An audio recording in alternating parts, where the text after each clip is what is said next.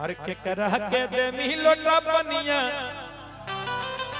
के करह के खियाई मिगे जा। ठीक है ना। देखी एगो लड़की के नया नया शादी लागल, एगो लड़की के नया नया शादी लागल तो उनकर एगो सहेली उनका से यानी पूछा तक रे सखी बताब ना तहर शादी होता और जब तू ससुरा जइबू त ससुरा में केकर केकर मान आदर तू यानी करबो तनी हमरा के बताब ना। तू पूछा तरीका और के करह के दे मी लोटा पनिया के करह के खियाई मिगे जा। और के करह के जिया तरसई भी के कर जिया चाहर मिगे जा। के करह के जिया तरसई भी के कर जिया चाहर मिगे जा।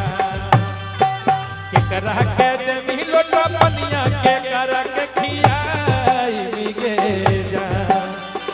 के करह के दे मी लोटा पनिया के करह के खियाई मिगे जा।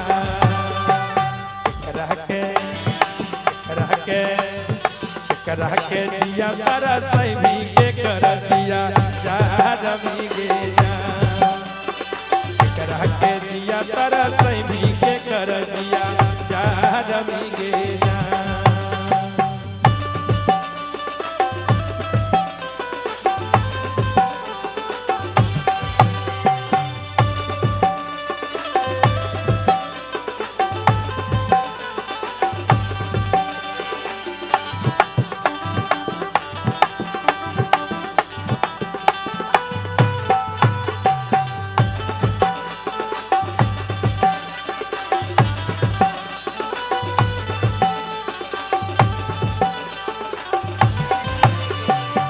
वो कह तरीका कि गे बहन सुन न, वो कहे छे कि जब हमारे बियाह होते न और जब हम ससुरा जेबे त सुन के बहन हम की करबे।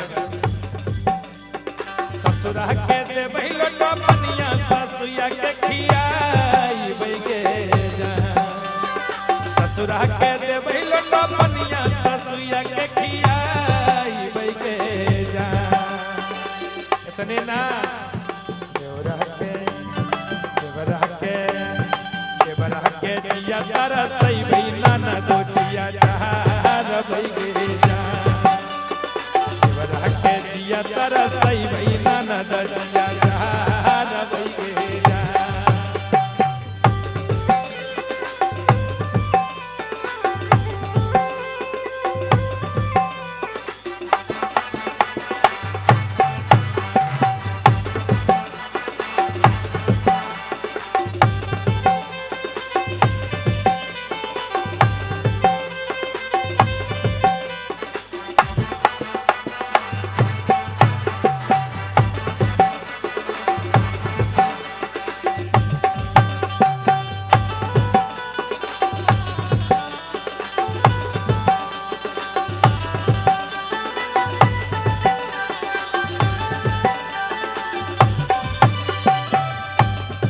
पूछे थे कि गे बहन और कुछ बताओ जब ससुराल जे में और की कर में के सुनिन बहन वो पूछे थे।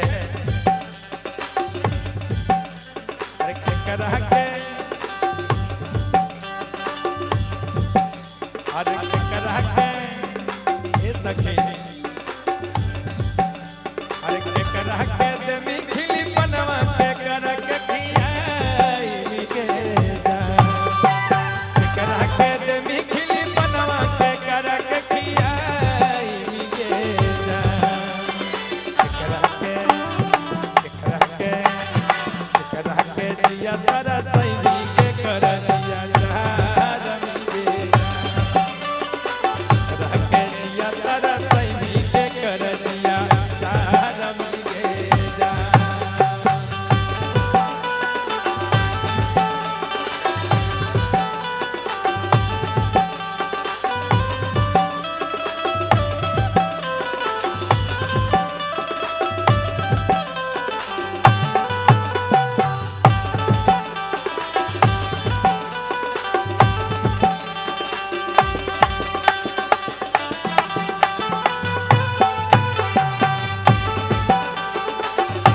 क्या बात है।